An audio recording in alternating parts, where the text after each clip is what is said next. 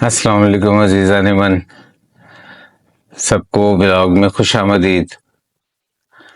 آج ہم ایک ایسے موضوع پر بات کریں گے جو وقت، مذہب اور ثقافتوں میں مشترک ہے۔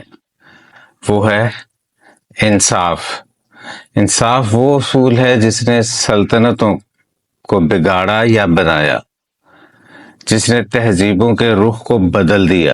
آئیے دیکھتے ہیں کیسے انصاف کی موجودگی یا عدم موجودگی میں ریاستوں کا عروج یا زوال ہوتا ہے، اور دیگر مذاہب میں انصاف کی تعلیمات کو جانتے ہیں، اور تاریخی شخصیات جیسے نوشیروان عادل کی مثال دیکھتے ہیں، جنہیں ان کے انصاف کی وجہ سے تاریخ نے ہمیشہ یاد رکھا۔ اس طرح عباسی خلافت اور مغل سلطنت اور فرعونوں کے عروج و زوال بھی انصاف سے ہی جڑا تھا۔ جب تک انصاف کو ترجیح دی گئی، یہ سلطنتیں ترقی کرتی رہیں اور فنون علم کو فروغ ملا۔ لیکن جیسے ہی ناانصافی اور ظلم بڑھا، ان سلطنتوں کا خاتمہ ہو گیا اور دنیا سے ملیہ میٹ ہو گئیں۔ اسلام میں انصاف کی بہت زیادہ اہمیت ہے اور اسے ایک دینی فریضہ سمجھا جاتا ہے۔ قرآن میں بار بار انصاف پر زور دیا گیا اور ایمان والوں کو کہا گیا کہ وہ انصاف پر قائم رہیں، چاہے ان کے مفاد یا عزیزوں کے خلاف ہی کیوں نہ ہو۔ سورہ النساء میں فرمایا، اے ایمان والو، انصاف پر قائم رہو، اللہ کے لیے گواہی دو۔ یہ انصاف تمہارے اپنے یا والدین اور رشتہ داروں کے خلاف ہی کیوں نہ ہو۔ یہ آیت انصاف کو ہر حال میں ترجیح دیتی ہے اور تلقین کرتی ہے کہ انصاف ہی دین کی اولین ترجیح ہے۔ اس کے بعد سورہ مائدہ 5/8، اے ایمان والو، اللہ کے لیے انصاف پر قائم رہو اور کسی قوم کی دشمنی تمہیں انصاف نہ کرنے پر مجبور نہ کر دے۔ انصاف کرو، یہ تقویٰ کے عین قریب ہے۔ یہاں اسلام یہ تعلیم دیتا ہے کہ انسان کے ذاتی تعصبات انصاف پر اثر انداز نہ ہوں۔ حضرت محمد صلی اللہ علیہ وسلم نے فرمایا، خبردار، جس نے کسی غیر مسلم اقلیت پر ظلم کیا، ان کے حقوق کم کیے یا ان پر بوجھ ڈالا اور ان سے ان کی مرضی کے بغیر کچھ لیا، قیامت کے دن میں اس کے خلاف خود گواہی دوں گا۔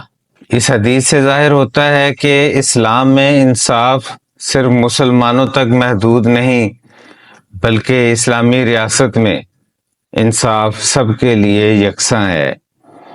دیگر مذاہب میں بھی انصاف کی تعلیمات پر بہت زور دیا گیا۔ مثلاً عیسائیت میں انصاف کی اہمیت پر زور دیتے ہوئے بائبل میں انصاف پر مبنی کئی آیات ہیں، جیسے میکا 6/8 میں کہا گیا، خدا نے آپ کو دکھایا کہ اچھا کیا ہے اور خدا آپ سے کیا چاہتا ہے، انصاف پر عمل کرو، رحم اور عاجزی سے پیش آؤ۔ ہندو مت میں بھی دھرم کا تصور ہے جو انصاف، قانون اور راست بازی پر مبنی ہے۔ دھرم کا مقصد انصاف کو برقرار رکھنا ہے، جیسا کہ بھگوت گیتا میں بیان کیا گیا ہے کہ انصاف ریاستوں کو عروج بخشتا ہے۔ یہودیت میں بھی انصاف کو ایک بنیادی قدر سمجھا جاتا ہے۔ استثناء 16/20 میں کہا گیا، انصاف کا پیچھا کرو تاکہ تم زندہ رہو اور وہ زمین پا سکو جو خدا نے تمہیں عطیہ کی ہے۔ بدھ مت میں انصاف کا تصور 8 گنا راستہ میں شامل ہے، جس میں حق عمل اور حق کلام کے اصول شامل ہیں جو انصاف کو فروغ دیتے ہیں۔ اسی طرح نوشیروان عادل، جو کہ ایران کے پہلے خسرو تھے، تاریخ نے ان کا نام ہمیشہ کے لیے محفوظ کر لیا صرف ان کے انصاف کی وجہ سے۔ انہوں نے انصاف کو اپنی حکمرانی کا محور بنایا۔ نوشیروان کو اپنی رعایا کے مسائل سننے اور انصاف کرنے کی وجہ سے بہت عزت ملی۔ وہ سب کی شکایات سنا کرتے تھے اور ان کا فوری حل نکالتے تھے۔ ان کا یہ طرز عمل اتنا مشہور ہوا کہ آج بھی ایک عادل حکمران کے طور پر ان کو یاد رکھا جاتا ہے۔ اسلام میں اگر ہم خلفائے راشدین کے دور میں بھی دیکھیں تو حضرت ابوبکر صدیق رضی اللہ تعالیٰ عنہ کا دور، انہوں نے انصاف کو اتنی ترجیح دی، فرمایا میری مدد کرو جب میں حق پر ہوں، اور اگر غلط ہوں تو میری اصلاح کرو۔ انہوں نے اپنے قریبی رشتہ داروں کے ساتھ بھی انصاف پر مبنی رویہ اپنایا اور کہا میں نے قسم کھائی ہے کہ انصاف پر قائم رہوں گا، چاہے اس میں اپنے پیاروں کے خلاف ہی جانا پڑے۔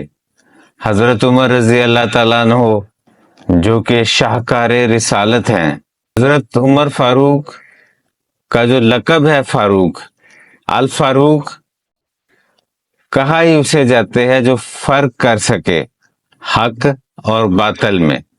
جب ان کے اپنے بیٹے نے غلطی کی تو انہوں نے اس کے ساتھ بھی انصاف پر مبنی رویہ اپنایا اور اسے وہ سزا دی جس کا وہ حقدار تھا۔ حضرت عمر رات کے وقت خود گلیوں میں گشت کیا کرتے تھے تاکہ انصاف قائم کر سکیں، بھوکوں کو کھانا دے سکیں اور مظلوم کی فریاد سن سکیں۔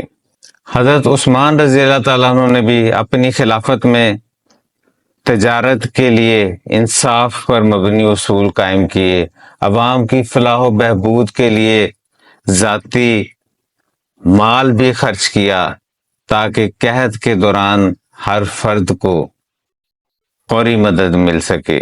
حضرت علی رضی اللہ تعالیٰ عنہ کو ان کی انصاف پسندی اور عدل کے اعلیٰ معیار کی وجہ سے بھی یاد رکھا جاتا ہے۔ انہوں نے دشمنوں کے ساتھ بھی انصاف کیا اور اپنی زندگی میں حق کے ساتھ کھڑے رہے۔ انہوں نے فرمایا اگر تم غلط کو دیکھو تو اسے نظر انداز مت کرو، ورنہ وہ معاشرے کو خراب کر دے گا۔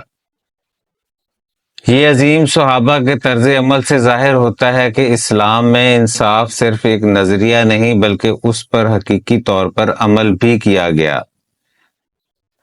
انصاف ایک لازوال اصول ہے۔